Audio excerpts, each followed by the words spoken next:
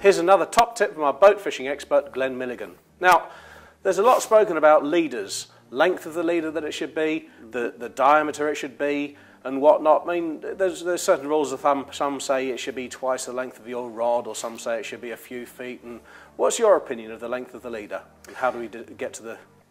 Yes, Bonnie, you're right. There's lots of different thoughts, but the bottom line is we use a leader knot to protect the braid.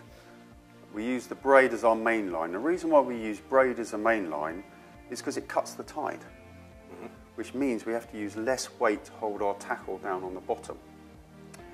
If we use an overlong leader knot, we're adding resistance in the water, which means we need to use a bigger lead to hold the bottom.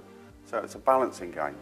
To give you an example, if say here we're fishing in 100-foot water and we've got a really, really strong tide and the boat's at anchor, then we want to try and use as small a lead as possible, because sometimes we're going to need to use 2 pounds. So if this is our braid main line coming down to the bottom,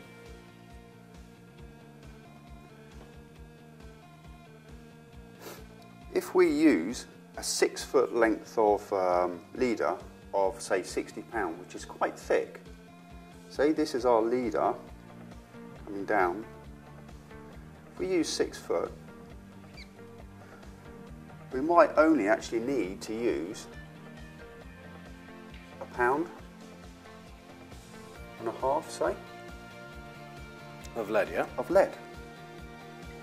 If, on the other hand, we decide that we're going to use, say, 20, 30 foot of leader, which quite often we see, if you've got, say, 20 foot of 60-pound line down the bottom, you're kind of defeating the object.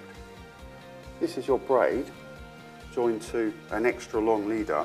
You are actually going to be using 2 pounds because it's all this resistance created by the extra thick length of line.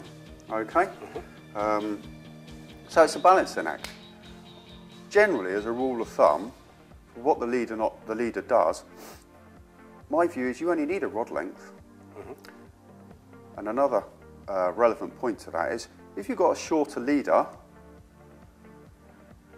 then you've got much more direct feeling of what's going on. If you've got a longer leader, this acts as elasticity. So when the fish is pulling it, it's absorbing all the bite detection that you're getting. So try and use as short a leader as possible.